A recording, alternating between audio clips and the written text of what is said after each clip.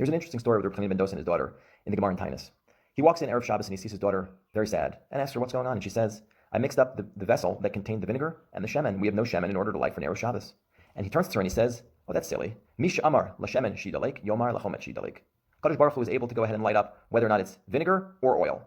And what does she do? She lights the vinegar, and it lasts the entire Shabbos until Motzei Shabbos, until someone brings them Neiros in order to make Havdalah. Similarly, we learn this week's parsha about the mitzvah of Shemitah. The chinuch in the Shorasha mitzvah of mitzvah Pei Dalet says, Ki ha'aretz shemotzia elav ha'peiros b'chol shana v'shana lo b'kocha uskulasa totziosam.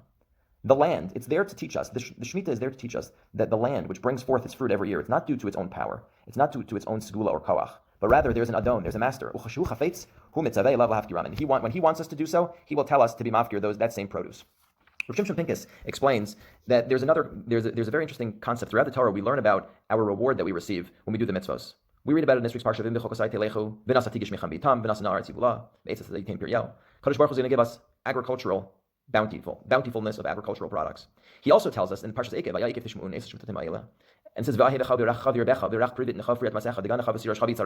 Baruch Hu is going to give us livestock. He's going to give us livestock in plenty so that we can go ahead and live and sustain ourselves off of it.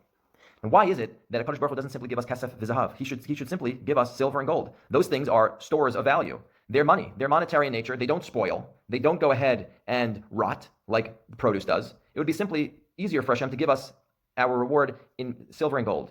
And Rav Shimshon Pincus explains that that's exactly the point. HaKadosh Baruch Hu doesn't want us to think that we have a store of gold, that we can just rely upon the money we have, but that we always need to turn to HaKadosh Baruch Hu and recognize, yes, we will plant the seed, but ultimately we need to be mispalel to HaKadosh Baruch Hu and have emunah in him that he's going to bring forth fruit from that sapling that will grow from the ground. Is there an interesting idea that the Chassam Sofer explains? If you were to think about the people that were the Yotzei Mitzrayim, they grew up in Mitzrayim, they saw produce grow from the land. Then they transitioned into the Dor HaMidbar, and they saw the lechem, the man, fall from the sky. Now, if you were to think about the people that were born in the Midbar, though, those people were born, and all they saw was bread falling from the heavens.